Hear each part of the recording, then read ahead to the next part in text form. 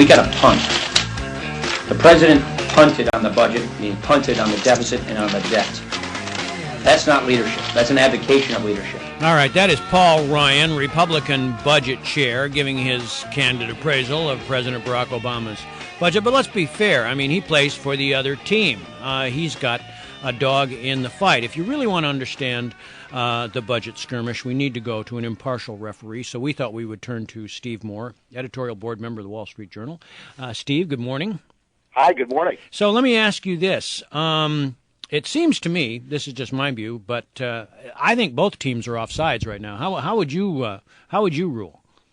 Well, look, I went through the entire Obama budget yesterday, and it's a long document, so it was a long read. But I was really startled by the fact that this budget is so different from what the president talked about in the State of the Union. He said it was time to be serious about deficit reduction. It was time for shared sacrifice, and there's nothing in this budget to that respect. In fact, in the first 2 years of this budget, the Obama budget would actually increase the budget deficit from 1.6 trillion to 1.64 trillion. So I don't think this is a serious budget. It reminds me of the old Wendy's commercial, "Where's the beef?" Right. Because there's just no real deficit reduction here until you get. In fact, just one statistic that kind of blew me away: about 70% of the budget savings, when he claims $2 trillion in savings, come after 2017. That would be assuming he gets a second term in office after he leaves after his second term. So, by contrast, do the Republicans have a viable document in front of them right now, essentially what was agreed upon between the freshman Tea Party members and the leadership?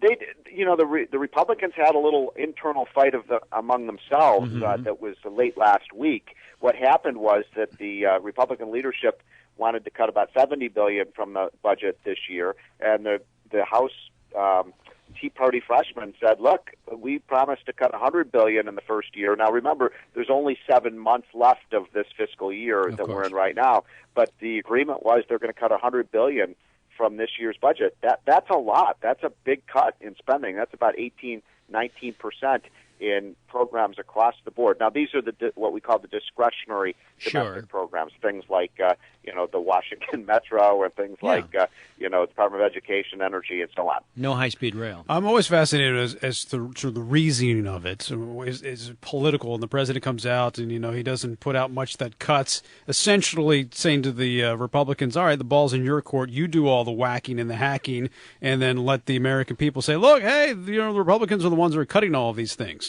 Don't you think that's his MO right here? Exactly. I mean, in fact, that was the editorial that we have in the paper this morning. We call this the CeeLo Green budget. Yeah, right. That's exactly right. And that's what the president basically said. That this really isn't much of a crisis. And look, I think this is a major crisis. If you look at the budget right now, we have $14 trillion in national debt. We're talking about borrowing another $1 trillion a year for the next 10 years. And look, I mean, the only people who benefit from that are the Chinese. I mean, if we keep this up, our children are going to be working for the Chinese children because we're going to owe them so much money. Okay, I grant you, and most of our listeners, I'm sure, would concur that this is a crisis for the American people. But for the political parties, it seems to be a big ideological battle over not so much the numbers, but the role of government. The Obama budget essentially keeps government big, strong, and in many cases, even more powerful than it's been. Can the president really sustain that argument in this political environment?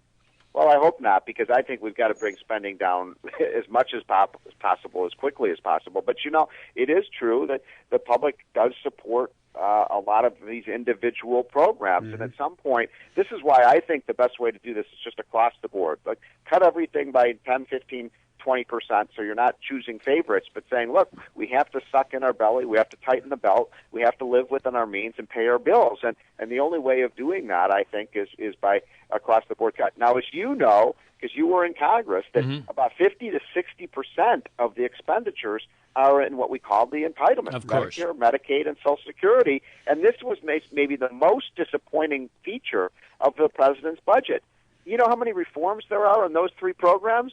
Zero, right? Zero. Yeah. I mean, that's amazing. I mean, how are we going to get this budget under control if we're going to take 60% of the budget off the table? All right, but where do you think the American people stand? Because as Fred said, most of our listeners are nodding their heads right now in their cars saying, yes, it's got to happen. But what if the Republicans do go after the entitlements? What if they say, hey, Social Security up to the age of 70? I'm just picking that number out. What if they go after Medicare? Will they have the support? Will Republicans have the support of the American people in 2012 if they do these things? I think they will, but look, you know what's going to happen. The unions, the Democratic National Committee is going to be starting running TV ads in every congressional district saying, Fred Grandy wants to cut your Social Security check. Yeah, I remember those ads. Right. No, they used those against me when I ran. This is 20 years ago. Yeah, but even when you didn't want to cut them. Yeah. So, the point is that, we remember I lived through the 94, 95, 96 Newt Gingrich revolution. Remember the Metascare campaign where, Republicans are going to take grandmother off her health care benefit. Yeah. Mm-hmm. Those are the kind of ads that Republicans would be susceptible to, which is the reason, I think we're going to get serious about entitlements, and we have to at some point. It has to come from presidential leadership. The president has to lead, and Congress will follow. Right. All right, Steve. Always good to have you on the program.